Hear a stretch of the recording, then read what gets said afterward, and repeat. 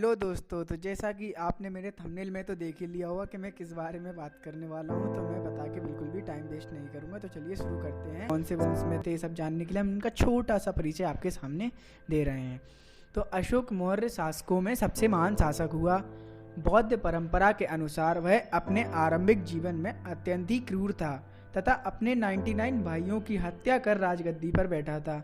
पत्नी देवी सिंगली अनुमति के अनुसार अशोक की प्रथम पत्नी थी। अशोक का जन्म 304 ईसा पूर्व में पाटलिपुत्र में हुआ था। चक्रवर्ती अशोक सम्राट बिंदु तथा रानी सुभद्री के पुत्र थे। बिंदुसार की मृत्यु के उपरांत अशोक मौर्य साम्राज्य का शासक था। अशोक शासित देशों में शिलाओं पर संदेश खुदवाने वाला प्रथम भारतीय शासक था।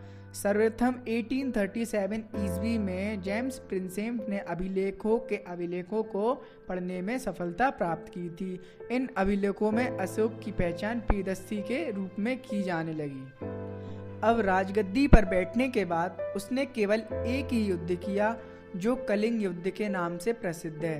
अपने राज्याभिषेक के 8वें वर्ष 261 ईसा पूर्व में अशोक ने कलिंग पर आक्रमण करके उसे जीत लिया।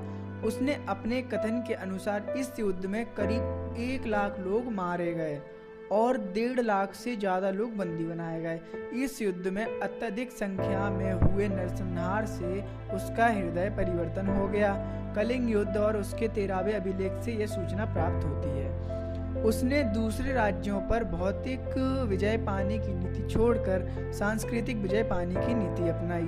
दूसरे शब्दों में मेरी घोष के बदले धम्म घोष की घोषणा की।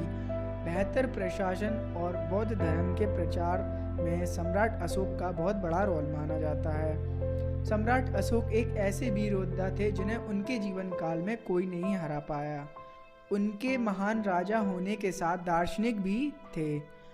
बौद्ध धर्म के बौद्ध के बाद किसी का नाम आता है तो वह सम्राट अशोक का है। सम्राट अशोक विद्या को काफ़ी महत्वपूर्ण मानते थे, इसलिए उन्होंने अपने जीवन काल में 20 से अधिक विश्वविद्यालयों की स्थापना की थी, जिसमें नालंदा जैसे विश्वविद्यालय भी शामिल हैं और हिंदू विश्वविद्यालय भी इन्हीं की देन है। सम्राट अशोक का अशोक चिन्ह आज के भारत राष्ट्र को दर्शाता है।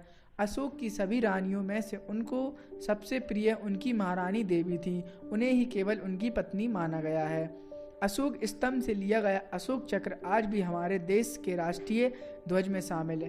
दोस्तों, ये कितनी बड़ी बात है कि अशोक स्तंभ से लिया गया अशोक चक्र आज भी हमारे देश के राष्ट्रीय ध्वज में शामिल है। कहा जाता है कि अशोक की मृत्यु 232 ईसा पूर्व में हुई।